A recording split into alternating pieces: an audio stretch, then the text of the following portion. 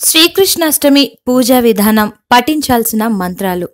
శ్రీ మహావిష్ణువు బ్రహ్మాండాన్ని ఉద్ధరించడానికి హిందూ ఇతిహాసాలలో 8వ అవతారము శ్రీకృష్ణుడి జన్మదినము. ఆగస్టు 25న శ్రీకృష్ణాష్టమి. కృష్ణ జన్మాష్టమిని కృష్ణాష్టమి అని లేదా జన్మాష్టమి లేదా గోకులాష్టమి లేదా అష్టమి రోహిణి అని కూడా పిలుస్తారు.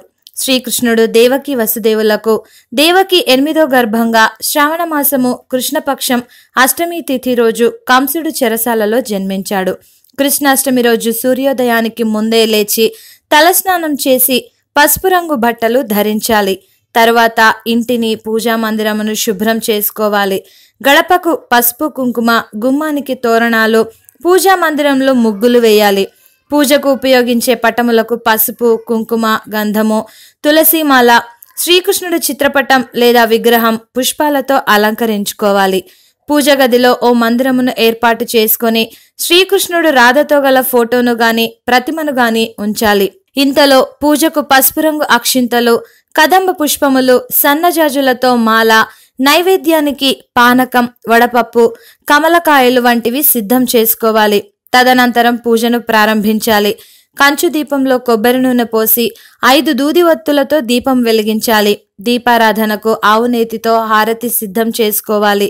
నుదుటన సింధూరం ధరించి తూర్పు దిక్కునకు తిరిగి ఓం శ్రీకృష్ణ పరబ్రహ్మణే నమః అనే మంత్రాన్ని 108 సార్లు జపించాలి. ఇంకా పూజా సమయంలో బాలకృష్ణ స్తోత్రము, శ్రీకృష్ణ సహస్రనామాలు, శ్రీమద్ భాగవతములలో శ్రీకృష్ణుని స్తుతిస్తే మంచిది. ఆ తరువాత శ్రీకృష్ణునికి నైవేద్యాలు సమర్పించి దీపారాధన గావించి పూజను ముగించాలి. కృష్ణాష్టమి రోజున ఒంటిపూట భోజనం చేసి శ్రీకృష్ణునికి పూజ చేసి శ్రీకృష్ణ దేవాలయాలు, గౌడీయ మఠములను దర్శించుకునే వారికి 1,000,000 జన్మల పుణ్యఫలం సిద్ధిస్తుందని పురాణాలు చెబుతున్నాయి. ఆలయాల్లో కృష్ణ అష్టోత్తర పూజ, కృష్ణ సహస్రనామ పూజ చేయించుకునే వారికి వంశాభివృద్ధి, అష్టైశ్వర్యాలు చేకూరుతాయని పురోహితులు చెబుతూ ఉంటారు. ఈ రోజున కృష్ణుని పూజిస్తే సకల పాపాలు నశిస్తాయని, ధర్మార్థ కామమోక్ష ప్రాప్తి కలుగుతుందని స్కంద పురాణం చెబుతోంది.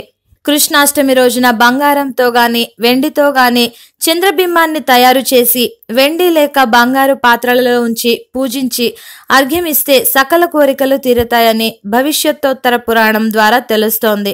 అంతేకాక ఈ పుణ్యదినాన భీష్మాచార్యులను పూజిస్తే సకల పాపాలు తొలగిపోతాయని మహర్షులు చెప్పినట్లుగా ఉంది.